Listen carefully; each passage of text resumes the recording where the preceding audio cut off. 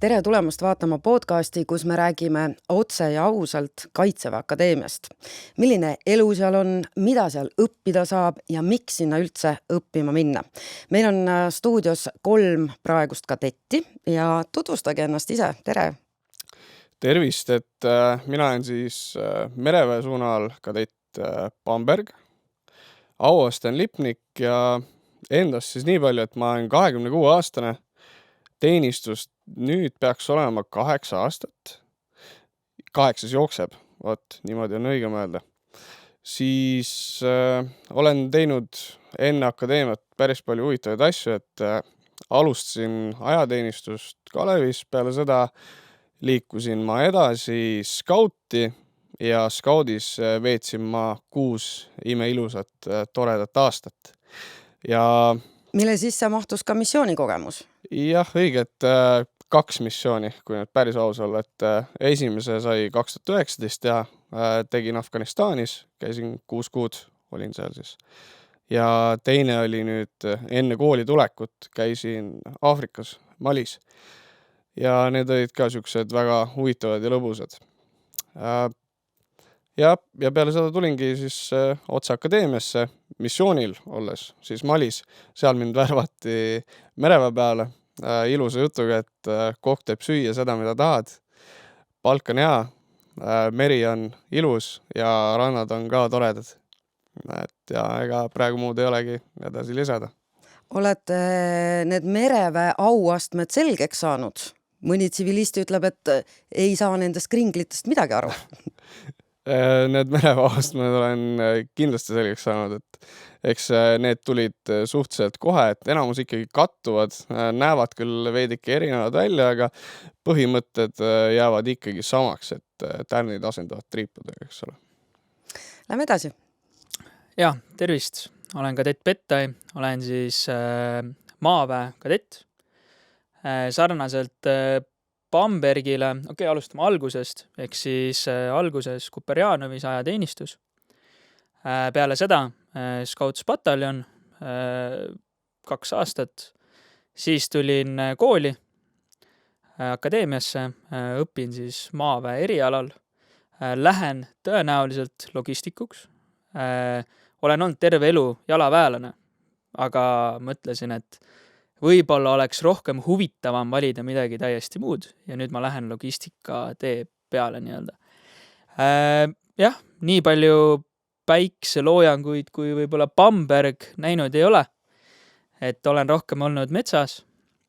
Ja mis veel huvitavad siis, et olin ka parameediks siis skaudis jalaväes ja sain väga palju kogemusi haiglas, ehk siis päriselt sain käia haiglas tööl, intensiivravi osakonnas ja kiirabis.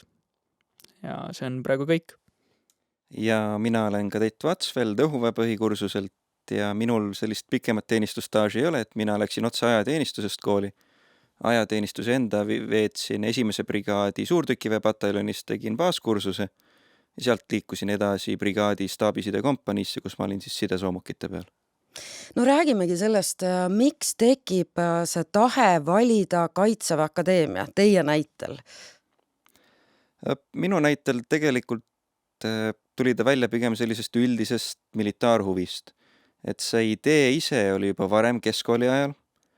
Aga Olite ka noorkotkas? Ei olnud kusjuures, mis oligi võib-olla enda juures ka huvitav, et esimene kokkupuude oligi hoopis riigikaitsetunnis, mis meil oli vabatahtlik. Ja selle valisin, aga idee oli juba mingil määral varem, et mul sellist kindlat plaani ei olnud ühelgi suunal. Et muidu kooli ajal ma pigem tegelesin rohkem eriti loodusvaldkonnas, looduskaitsega ja samas sealt kõrvalt merendusvaldkonnas töötasin sadamas, suviti ja nii edasi. Et tegelikult valdkonnad pigem olid eemal sellest, aga ta oli kogu aeg selline taustal ja siis keskkooli ajal nagu kindlat otsust ei teinud, liikusin ajateenistusse ja ajateenistuse keskel siis kuskil mõtlesin, et tegelikult pole siin häda midagi, et võiks siis edasi minna. Aga õhuväe suund tundub selline, et oleks võinud ju mereväge valida või maaväge pigem. Jah, ja ausalt öeldes kõigi peale ma ka mõtlesin ja kandideerisin ka maaväe ja õhuväe suundadele. Et kui katsetega väga hästi läks, siis oli see hetk, kus tuli päriselt mõtlema hakata, et ei olnud päris seda, et võtan selle, mis üle jääb. Ja lõpuks jäigi kõige kaalukamaks see, et õhuväe puhul tundus olevat selline kohati vabam keskkond, aga samas midagi, mis võimaldab palju rohkem sellist väljapoole suhtlust ka välismaal ja nii edasi. Et minu jaoks see välismaine perspektiiv hakkas siis lõpuks mängima kõige rohkem. Et see, et võimalus ongi minna kas või teisel rotatsioonil kuskile Saksamaale tööle ja nii edasi, et see oli siis see, mis minu jaoks kõige rohkem huvi pakkus seal juures. Aga teie kaks, no ütleme nii, et ega ei ole isegi palju ju pensionini jäänud. Et ma saan aru küll, inimesed teevad seda, et lähevad minusugused 50-sed, lähevad või ka veel võib-olla arstiks õppima. Et no kui te olite Scouts-pataljonis juba ja siis järsku otsustas kooli minna, et kõlab natukene veidralt. Ma ütleks sellele niimoodi, et see oli kindlasti siuke väga loogiline karjääri edasiminek, sellepärast, et Scouts-pataljonis algselt sa oled seal sõdur, eks ole, siis töötad ennast seal edasi ja mingi hetk saad juba jaole, eks ole, teatud aja siis vältel, eks ole. Ja siis sa tunned ära, et selge, et kas mina nüüd olen ohvitseri materjal või ma olen veeblimaterjal. Mõlemad pidi pead kooli minema. Et see tuli väga siuke naturaalselt, ütleme niimoodi. Minu jaoks just see ohvitseri karjääri valik sellepärast, et ma tundsin, et mina tahan juhtida ja kindlasti siis seda planeerimisosa ka kõvasti teha. Petai.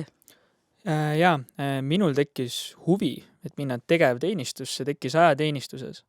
Ja mul vedas, mul oli väga palju instruktoreid, kes olid samamoodi väga pika teenistuskogemusega. Nad olid olnud sõdurid ja siis olid läinud õppima kuhugi kooli, sealt edasi arenenud ja samamoodi soovitati ka mul teha.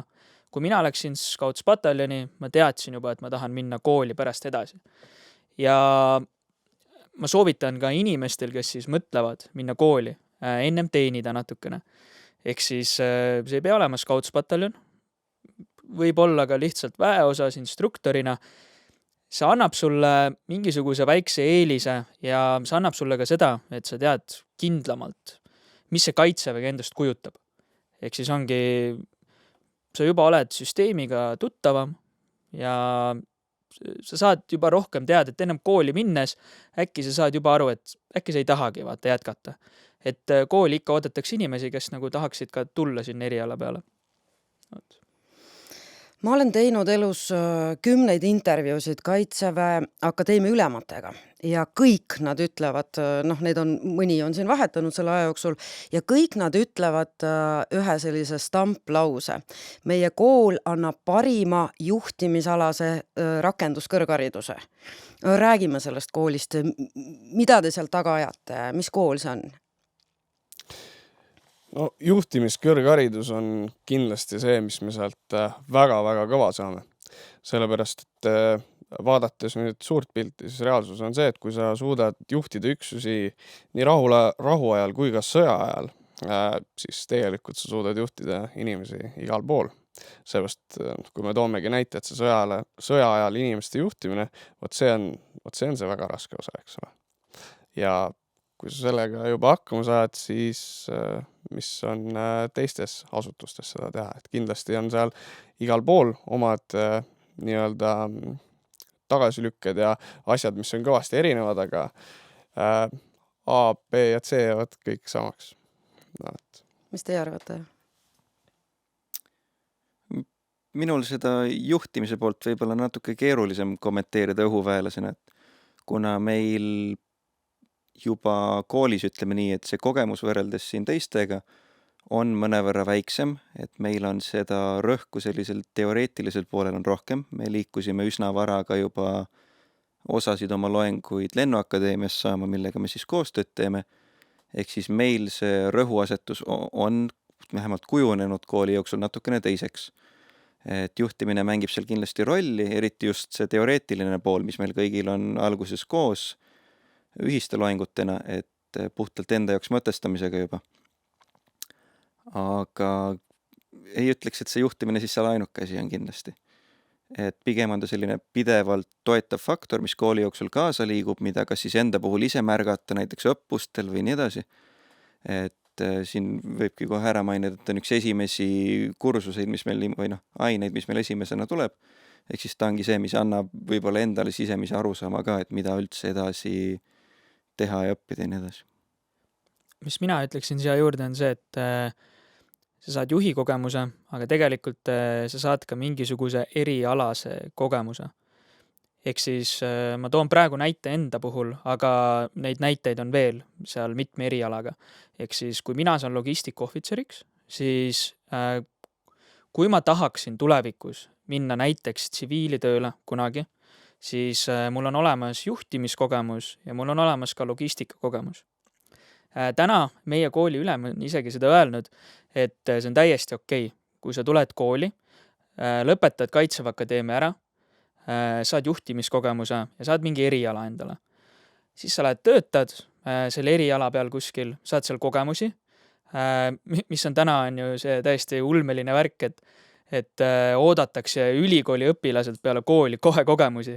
Ehk siis tule meile tööle, aga 10 aastat töökogemust on, palun. Et tegelikult Kaitseväes ju sa saad seda teha ja sa saad selle eest palka. Ja saadki eriala juhtimiskogemuse. Ideaalne.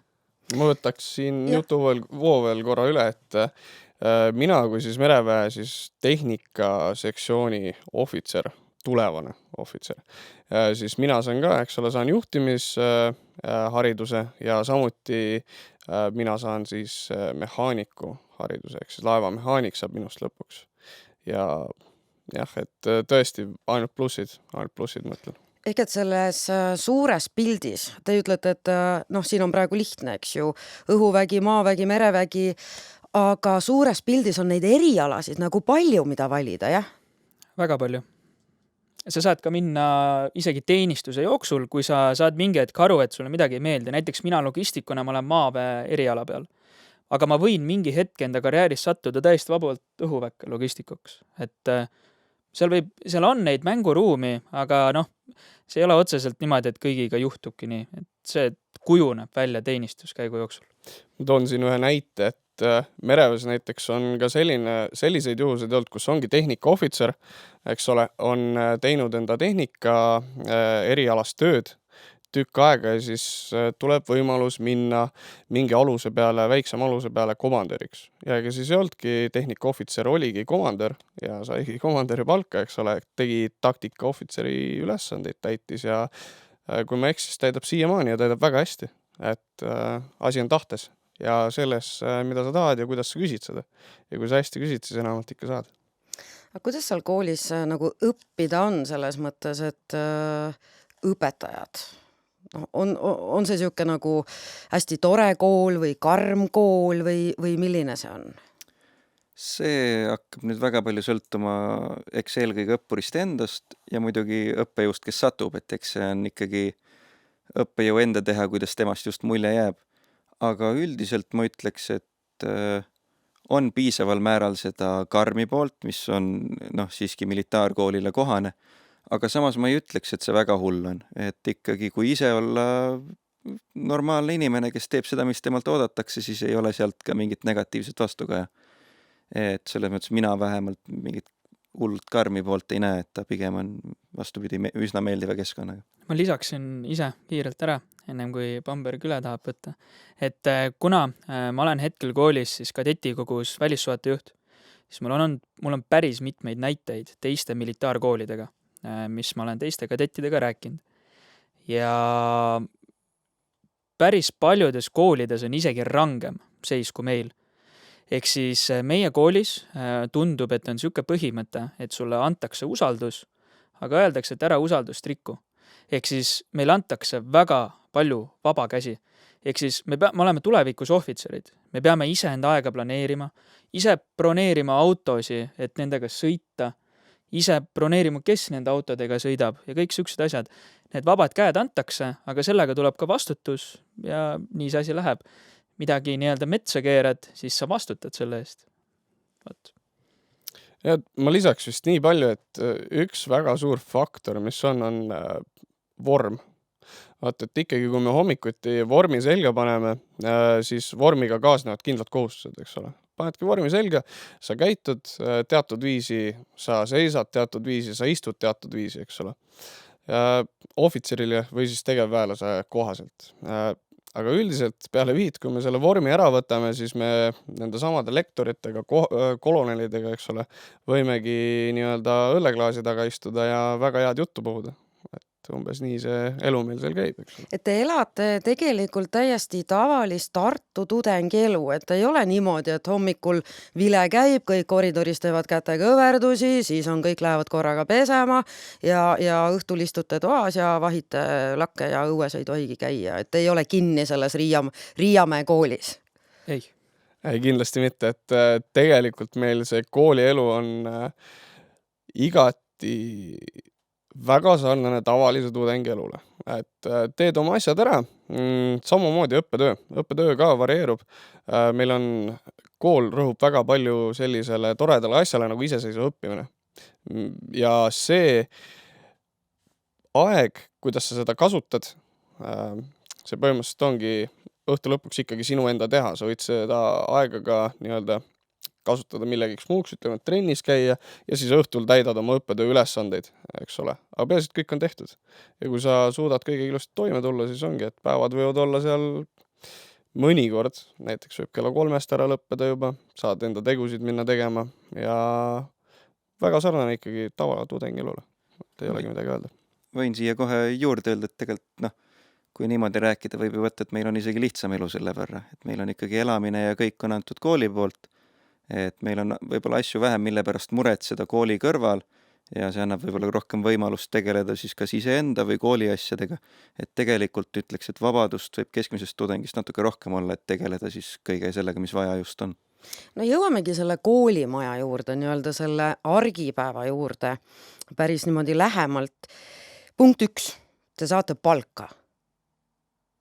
Kõik noogutavad vaikselt, jah? Jah, me tegelikult saame päris hästi palka, kui ma eksi, siis see aasta, see nüüd esimese aasta kadetile tõusis ka. Eelmine aasta oli vist 1000 eurot, nüüd vist on 1100. Oleme täpselt, kas on bruto või neto, saate selle Eks 1000 maksud pangakontol. Sealt lähevad veel maksud maha, eks ole. No kätte saad ikka circa 9 sotti, eks ole. Tavatudeng saab, tavatudeng, kes teeb väga head tööd, saab seal paar sotti, eks ole, nii-öelda stippi, väga suur vahe. Ja teil kõik saavad seda raha? Ja kõik saavad. Kõik, mis seal vahe tuleb see, et kui sa oled varem teeninud 2 aastat, siis sinu palk säilitatakse. Ehk siis minul ja Bambergil on säilitatud meie eelmise töökoha palk. Kui sa tuled kohe ajateenistuses, sa saad ikkagi normaalse palga, aga natukene vähem, aga siiski, kui ma vaatan teisi kadette Vatsveld, võib tegelikult paremini sellest rääkida. Sul on ju tavakadeti palk nii-öelda. Jah, mul on tavapalk, hetkel on 1150 miinus maksud siis teise aasta kadetina. Et eks see on arusaadav ka, et tõenäoliselt need, kes on pikemalt teenistuses olnud, neil on tekkinud juba mingid teatud muid kohustusi eraeluliselt, et mina, kes ma otse ajateenistusest tulin, minul see 1150 ei valmista ka mingit murekohta selles mõttes.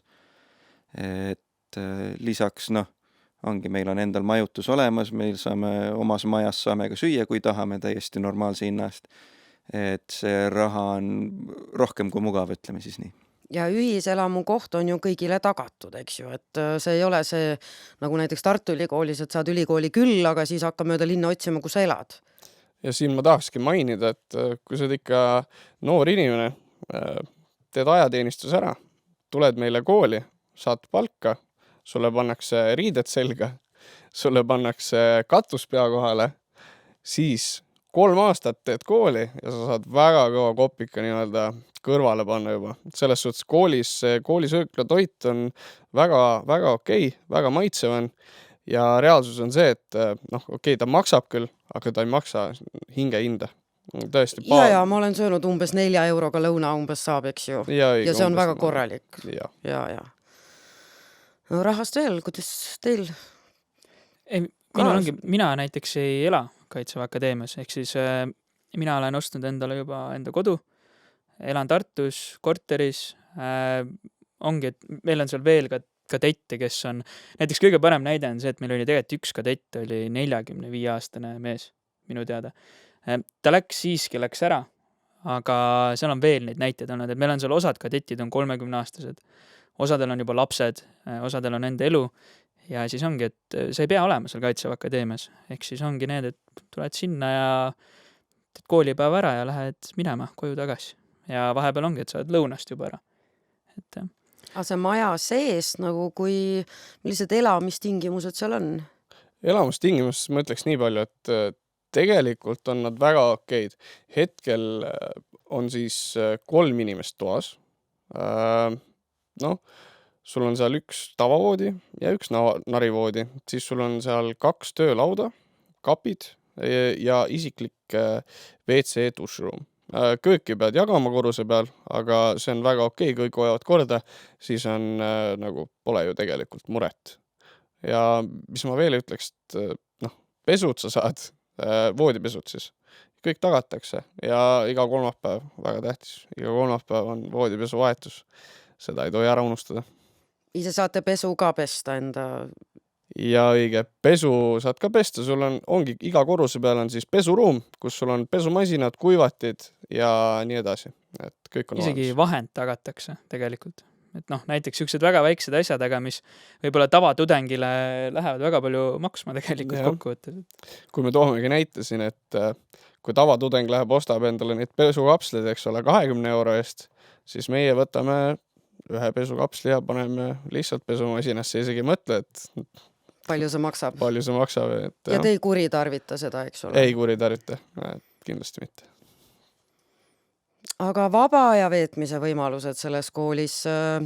Olen isegi käinud kadeti kasiinoks, nimetatakse seda kohta. See võib-olla ei kõla, nagu kuidagi kõlab võib-olla natukene, et mis mõttes teil on kasiino, aga mis koht see on? Kadeti kasiino, see on siis kadeti kogu poolt ülalhoitav, kadettide enda poolt ülalhoitav selline koht, kus saab siis taktikalised mängud on seal õhtuti. Seal on igasugused seminarid, ma räägin nagu siuksed kergema õhkkonnaga seminarid, ehk siis tuleb näiteks ukrainlased on rääkima tulnud sinna, erioperatsioonidest tullakse rääkima, see kõik toimub niimoodi, et sa võid vormi seljast ära võtta ja ongi, seal tulevad meie ülemad, meie õpetajad tulevad sinna, see on koht, kus sa saad nendega rahulikult rääkida. Seal toimuvad meil näiteks teiste koolidega, ma ise korraldasin tervishoiu kõrgkooliga näiteks seal siukse õhtu, tulevadki kohale, on võimalik endale tantsupartner leida siis kadeti palliks, selle õhtu jooksul toimuvad erinevad mängud, lõimumine, teiste koolidega ka. Mis meil veel seal toimub? Mälumäng toimub, mis on väga suureks kujunenud, enam ei mahu ära kadeti kasiinosse, vaid me peame nüüd seda aulas korraldama isegi ja auhinnad on selline väga äge sündmus. Ja kasiino, selles suhtes on veider nimi tõesti, sest et meil on seal igasugune raha peale mängimine või siuke asi keelatud ja seal seda ei toimu. Et ongi, et see on veider, see on tõenäoliselt traditsioonidest jäänud nimi. Mingi ajalooline nimi. Aga pall on teil kindlasti kord aastas, tean seda. Ja, et nüüd alles oli ta aprillikuus. Ja õige aprillis oli, et väga, väga tore ja väga ilus sündmus, mida siis kadeti kogu liikmed korraldavad meile ülejäänud kadettidele, et kuhu tavapäraselt tuleb kohale ka Kaitseväe juhataja oma kaaslasega ja saab seal kõikide teiste kõrgemate ohvitseridega ka nii-öelda veidike leebemas keskkonnas juttu rääkida, oma kogemustest rääkida või küsida nende kogemusi näiteks. Väga-väga ilus ja tore sündmus. Ja samuti meil on ka jõuluõhtusöök, mis on ka siuke väga-väga ilus traditsioon, kus me iga aasta istumegi kõik sööme kooliperega. Kuna meil koolipere on väga lähedane, siis me istumegi õlg õla kõrval, laulame siis metsavendade laule ja sööme seapraadi. Siuke väga-väga ilus asi. Ja kindlasti meil käib jõuluvana ka, et vist pole ühtegi aastat olnud, kus jõuluvana pole. et seal mulle esimest korda, kui ma osalesin seal, see meenutas veidikene seda, vaata, Harry Potteris seda söögisaali, et ka kindral osaleb seal ja tema teeb avasõna ja ongi, et kõik söövad ja väga sihuke äge kogemus. jah, ja kui vaba aja juures edasi minna, siis muidugi koolimajas endas meil on ju lasketiir, samamoodi jõusaal, teised sportimisruumid samamoodi. Et neid valikuid tegelikult oma majas juba üksi jagub. Et noh, ei taha küll niimoodi öelda, aga kui tahta, siis saab kõik asjad oma majas ära ajada, ei pea uksest väljaski käima. Väike puhvet. Kohvikust saab ja Ja nüüd, kui spordiga veel korraks edasi minna, siis kaitseväelastele ja samuti kadettidel on Stebi. Kui kõik teavad, mis see on, Ei tea. siis ma räägin, kui ei tea. Stebi on siuke väga tore äpp, kuhu kuuluvad väga paljud siis nii-öelda Spordiklubid. spordiklubid, jah, sporditeenuseid pakkuvad firmad. Ja sa saad sinna iga kuu 50 €, mida sa võid vabalt valitult kasutada. Näiteks osad meist käivad jitsus, kes käib boksimas, kes käib niisama jõusaalis. Ühesõnaga, seal tegelikult tegevusi on lõpmata. Ja teie peate ju tegema ka laskeoskustesti, üldfüüsilistesti ja selleks on nagu harjutuseks kõik on olemas selles majas.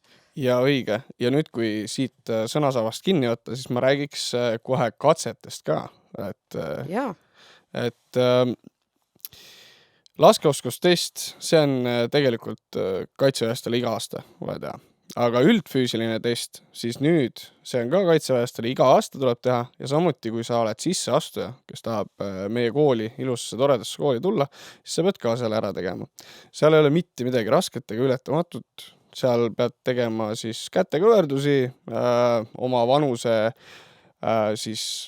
vanusegrupile nii-öelda piisavalt nii-öelda vanusegrupp. No ehk et selgitame, et on olemas selline tabel, kus on siis vanuse järgi, kui mitu kätekõverdust sa tegema pead ja siis neid teisi elemente ka. Ja õige. Ja siis naised ja mehed veel eraldi, et ei ole niimoodi, et 40-aastane naine, kes tahab astuda kooli, peab tegema 20-aastase mehe tasemel asju. Ja õige, et seal on igale vanusegrupile ja siis soole on siis erinevad standardid, eks ole, et kõiki vaadatakse individuaalselt ja siis teedki seal oma kätekõverdused ära, teed kõhulihased ära ja siis lähed jooksed 3,2 kilomeetrit ja sellest siis võetakse sul üldtabel, aga kõigis pead saama vähemalt 60 punkti, et läbi saada. Ja siis sisseastujatele veel nii palju, et on ka vaimse võimekuse test, mis meenutab, ta on suhteliselt lähedane siis Tartu Ülikooli siis ongi vaimse võimekuse test, eks ole. Tegelikult peakski olema Tartu Ülikooli poolt tehtud test meile, meie koolile ja ta peaks olema minu arust täpselt sama, nii palju kui ma sain aru. Võib-olla ma eksin sellega. Kas te saate mingi näite tuua, mida seal tegema peab? 15 küsimust matemaatikast, loogiline mõtlemine pigem, Ja. siis eesti keel, keeleoskus ja siis on ruumiline mõtlemine, 15 küsimust ja see on aja peale siis nii-öelda. Jah, no ala raamides, et kui Matil on 3 õuna ja Kevin võtab talt 5 ära, siis miks Kevinil hallid sokid jalas on ja sellele pead vastama, eks ole. Okei. Korraks tahtsin seda maja veel puudutada. Teil on ju seal meditsiiniosakond ka eraldi. Mäletan ma õigesti. Ja õige. Meditsiini Kui midagi juhtub. Jah, ükskõik, mis sinuga juhtub, siis tegelikult meil on majas meditsiin olemas ja enamjaolt kõik peale röntgenite ja MRT saab tehtud. Samamoodi hambaravi on meil majas olemas. Lihtsalt on vaja aeg panna hambaravisse näiteks. Samuti, tegelikult kui on kiire korraline asi, kui tõesti valutab ja tõesti on halb, siis ikka võetakse vahele ka. Ja üldiselt kõik ülejäänud meditsiini pool enamjaolt ikkagi lahendatakse meil majas ära. Ja see kõik on tasuta jälle? See kõik on tasuta. Meil on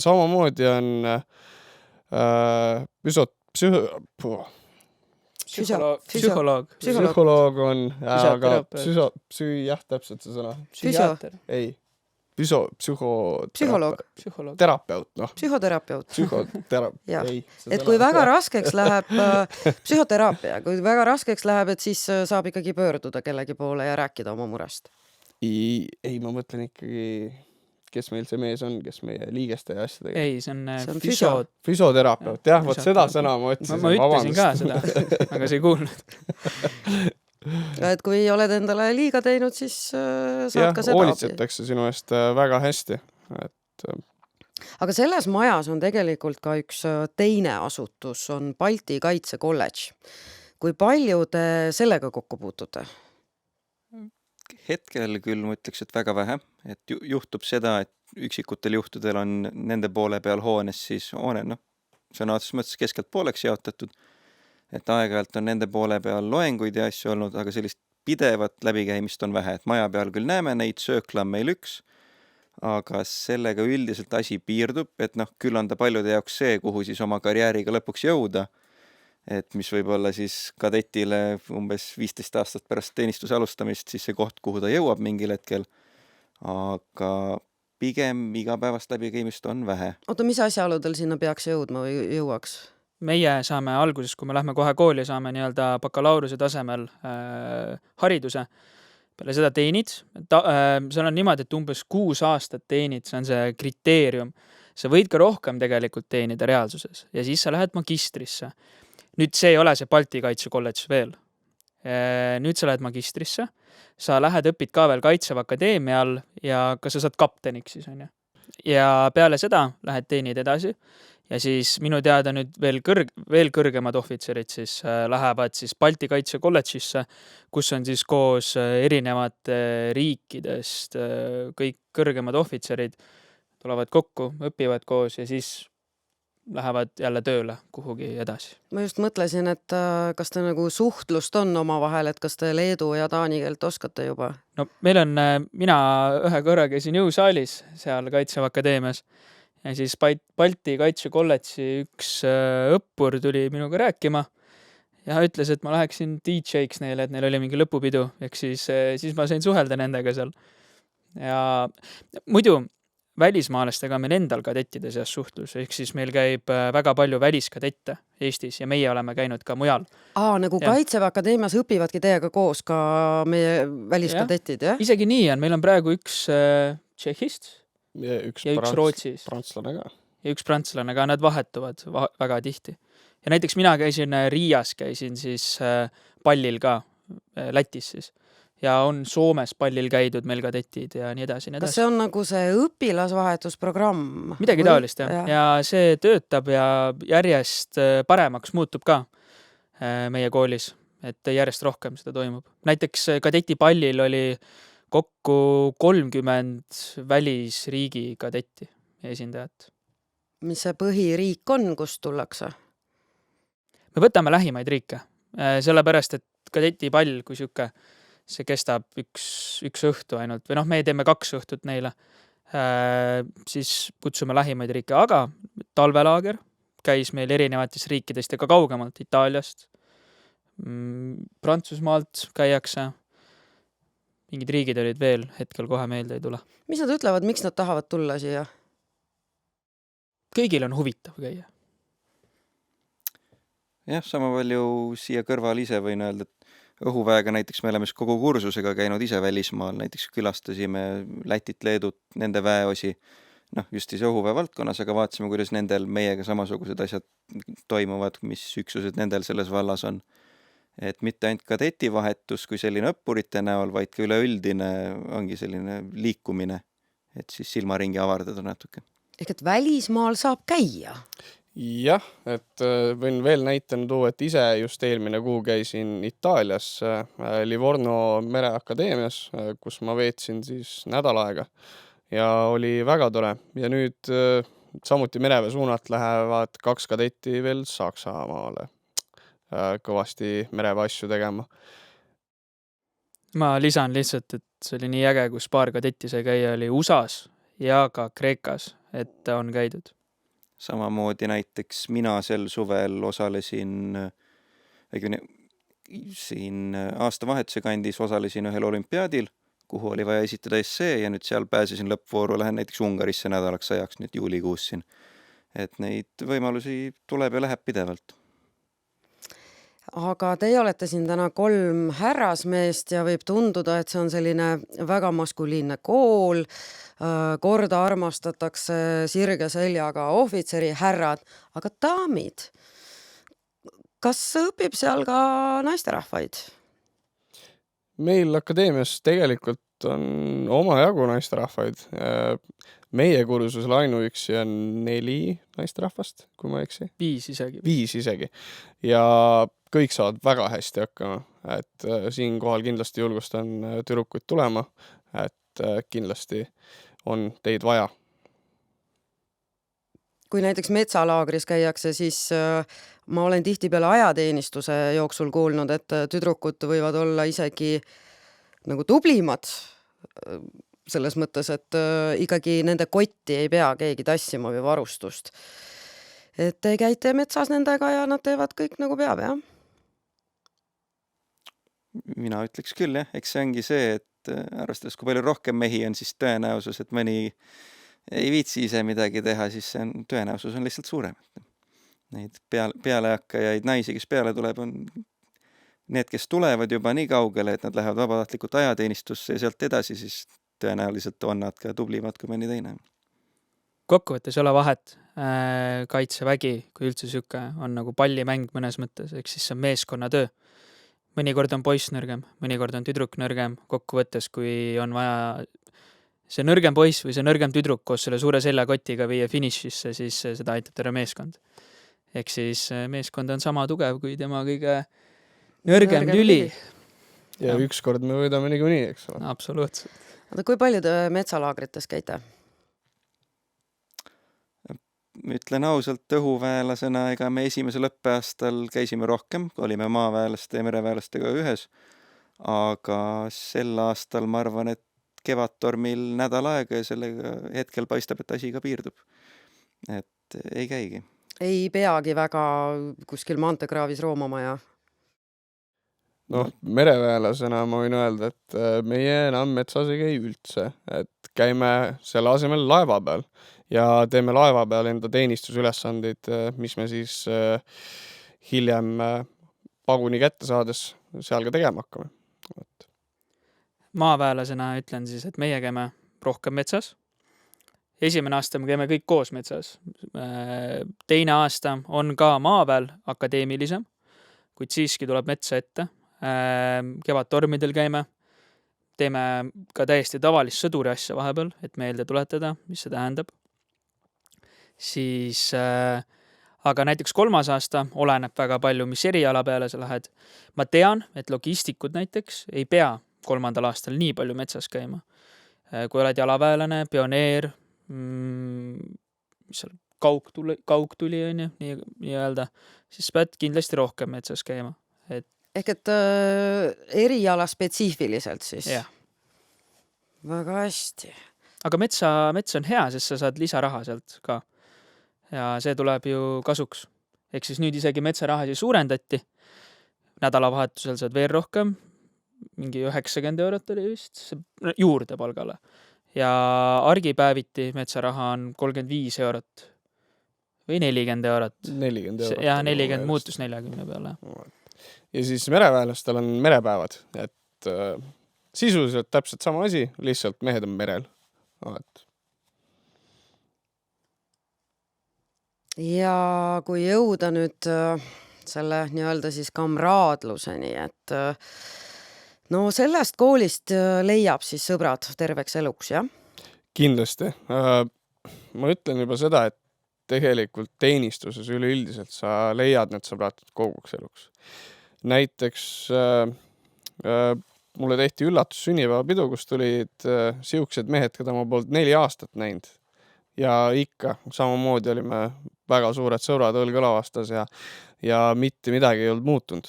Ja need mehed, kes mul kõrval istuvad, kindlasti tulevas teenistuses, kui ma neid näen ja mitte midagi ei muutu. Tõesti, see kamraadlus, vendlus, mis tekib, see on midagi, mida sa kuskilt mujalt ei saa. Lihtsalt pole võimalik, ma ütlen. jah, et Bamberg siin vahepeal töötas ka nii-öelda lisaraha teenimise põhimõttel, töötas siin Tartus pubis, siis ükskord oli vaja ka Bambergil abikäsi pakkuda, kui hommikul oli vaja inimesi veel läheda, et näed, kamraad oli kõrval ja aitas isegi tööülesannetega, nii et Nii see tõesti oli, et ütleme nii, et pidupaik sai tühjaks ja kamraad sai ka ilusti koju lõpuks. et eks ta tuleb jah, võib-olla juba hakkab pihta tegelikult õppetööst endast, et meil on väga paljuski on sellist grupitööle üles ehitatud õpet, mis juba eeldab seda, et noh, isegi kui sa oled inimene, kes võib-olla ei oska kõige paremini suhelda, kes tunneb ennast ebamugavalt, siis sa oled sunnitud sellesse olukorda nii või naa. Ehk siis need kamraadid tekivad kas või vägisi, aga sa lihtsalt sellesse olukorda oled sunnitud. Ja õppetööst nüüd kinni võttes, siis õppetöö kohta ma ütleks veel nii palju, et hästi palju asju on tegelikult, mis Kaitseväe Akadeemias loengud on seminari vormis. Ehk siis kõik saavad oma sõna ja oma mõtted sisse öelda ja siis sealt nii-öelda hakatakse seda laiendama, vaadatakse, mis sealt võib olla, mis mitte ja jällegi kõik saavad sealt väga kõva kogemuse just suhtlusel kui ka nii-öelda avatud mõtlemisel osas, eks ole. Et te ütlete, et õppejõud on ka sellised paindlikud. Ja kindlasti, nagu kõik kaitseväelased, me oleme paindlikud ja me saame ülesannetega alati hästi hakkama.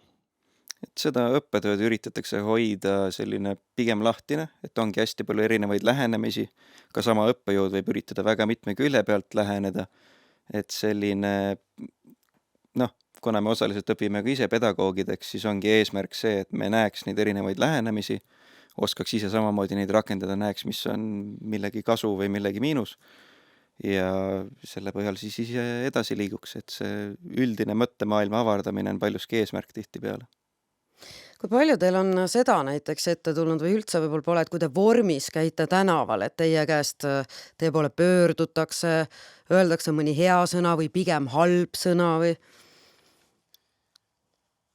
Kusjuures mulle pole mitte kunagi midagi halvasti öeldud, aga hästi on ikka öeldud. Huvitav lugu oli siis, kui ma Tallinna vahel ühe korra vormis kõndisin ja siis üks vana tädike, kellega vanaema ütles mulle aitäh. Ma ei tea isegi mille eest, aga ta ütles ja väga armas oli. Et, ja. Teil ei ole kogemust? Ütleks, et põhiline kontakt tekib just tuttavatega. Mõni võib-olla ei tea, et siuke valik tehtud on ja siis, kui nähakse, siis ollakse üllatunud kindlasti.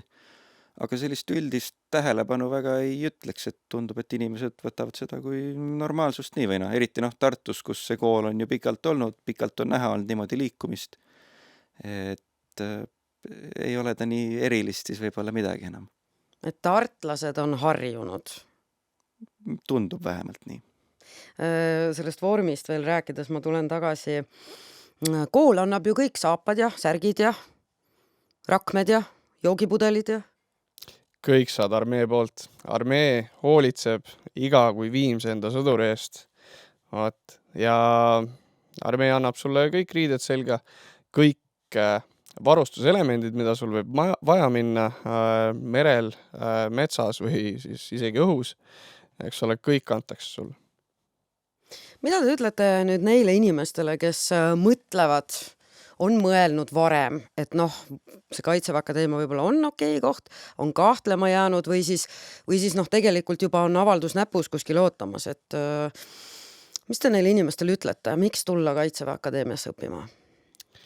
Mina ütleks nii palju, et kui teile ajateenistus meeldis, te näete, et te olete tulevane juht, siis tulge kindlasti. Eriala valiku saate teha alles teise aasta alguses. Ehk siis esimese aastaga te saate ju endale selgeks, kas see koht on sulle. Kas sa saad endale lausa isegi valiku selgeks, et mis ma siis ikkagi enam-vähem teha tahan. Ja kõige tähtsam, sa saad väga head kamraadid, sa saad väga kõva hariduse juhtimisalase ja sa saad riided selga ja süüa ja raap palka ka. Samamoodi kohe siia juurde lisan selle valiku osas, et alguses on ka võimalik vahetada õppesuunda. Ehk siis ollakse ka selles suhtes üsna paindlikud, et kui on kooli tuldud, mõni maaväelane leiab, et ta tahaks minna õhuväkke või mereväkke või mis iganes pidi, siis tegelikult võimaldatakse ka seda, et ei pea kartma ka alguses vale valiku tegemist või siis enda arvates vale valiku. Et saab ka koha peal muuta, et pole probleemi.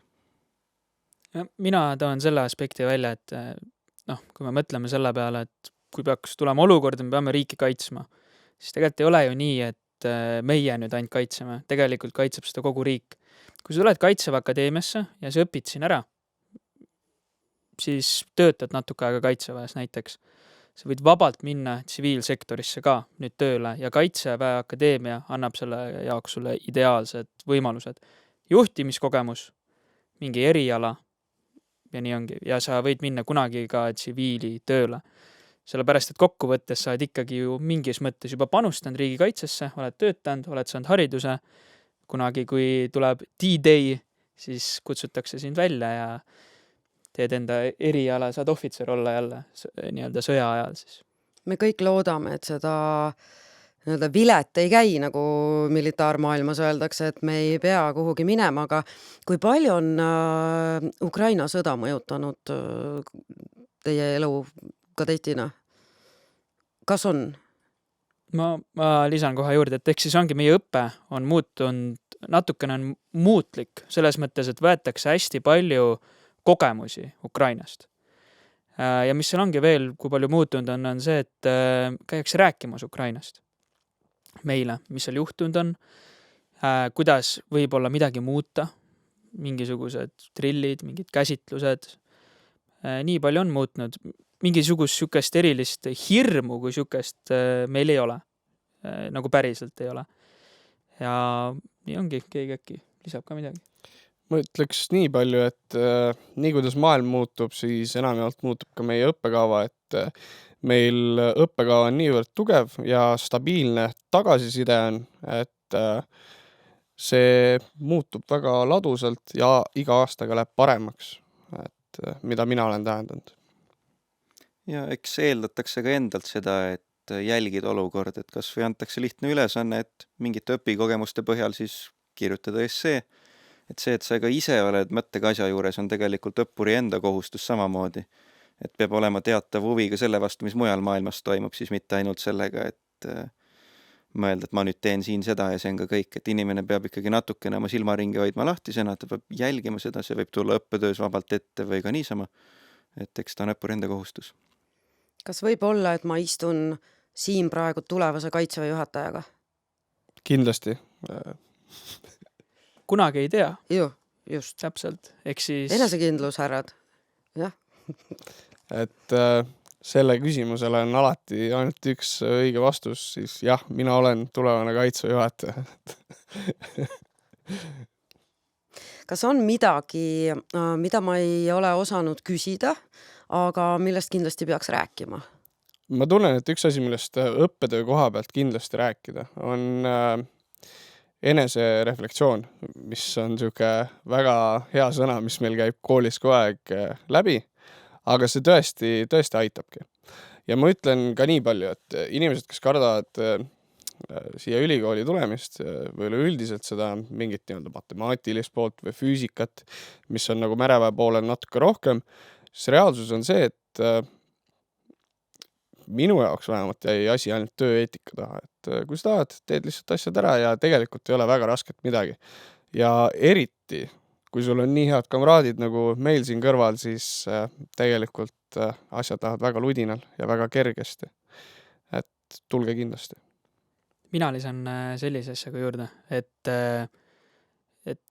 ma räägingi, et see on tegelikult ju sõjaväeline kool, Kaitseväe õppeasutus, ehk siis me õpime seal väga palju Kaitseväe asju, õpime, kuidas relva lasta, kuidas linnalahingut teha, kõiki sellist asja.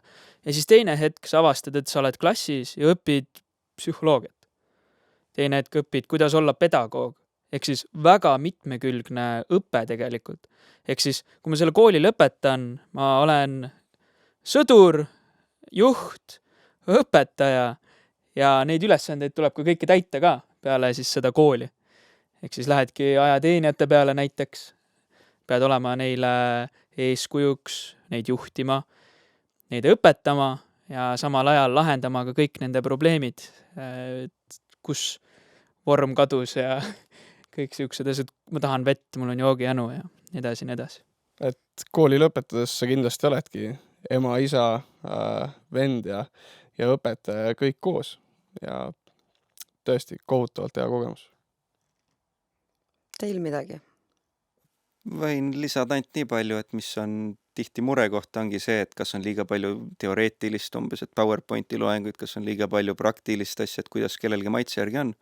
Ma ütleks, et selles koolis on üks selline paremaid tasakaal, et ongi, et üks päev sa õpid PowerPointi slaidi pealt, kuidas tundi läbi viia, järgmine päev sulle öeldakse, et vii nüüd tund läbi. Et see 2 asja korraga siis, et on selline hea tasakaal ja samas see praktiline väljund siis, et tajud seda kohe. Sa pead andma siis tunni kas oma samamoodi kaasõppuritele, kust sa saad ka otse tagasiside, et selline väga vahetu on see, kuidas tulemust tajud enda jaoks kohe. Et õppetöö on toimunud ja kohe tuleb ka see nii-öelda kontroll kaela, et kuidas sa sellega siis ise hakkama saanud oled või ei ole. No, ma toon kohe näite nüüd, et õppisime kuidas olla õpetaja nii-öelda pedagoogikatund ja siis üks hetk öeldakse tunnis, et nii, aga nüüd siis planeerime 500 õpilasele, gümnaasiumi õpilasele siis riigikaitselaagri. Ja planeerisimegi nii-öelda väga suur ettevõtmine ja see oli kõik algusest lõpuni meie juhtida, meie nii-öelda planeerida ja me tegimegi seda. Ja teie te viisite läbi ka selle? Me viisime läbi ka selle, õppejõud tegi ainult nii palju, et ta vaatas, et midagi läheks väga valesti. Et ta oli lihtsalt kõrval ja isegi lasi eksida mõnes kohas ja siis alles parandas. Et õpid ja väga tihti saad kohe praktika ka. No siis ei olegi midagi, kui tuleks siis sammud Kaitseväe Akadeemiasse seada ja kuni 3. juulini saab siis avaldusi, dokumente tuua ja 8.–10. juulini toimuvad siis katsed, jah? Ja füüsilised katsed ja test. Aga suur tänu teile. Ma loodan, et sellest, tegelikult ma tean, et sellest on väga suur abi, et te nii lahtiste kaartidega ja nii avatult sellest kõigest rääkisite, sest tegelikult tihti juhtub, et on sellised korduma kippuvad küsimused ja keegi ei leia neid vastuseid. Suur tänu teile ja mina soovin edu. Ja ma ei kavatse enne ära surra, kui ma näen 11 Kaitseväe juhatajana. Aitäh teile. Suured tänud. Aitäh. Aitäh vaatamast ja kuulamast.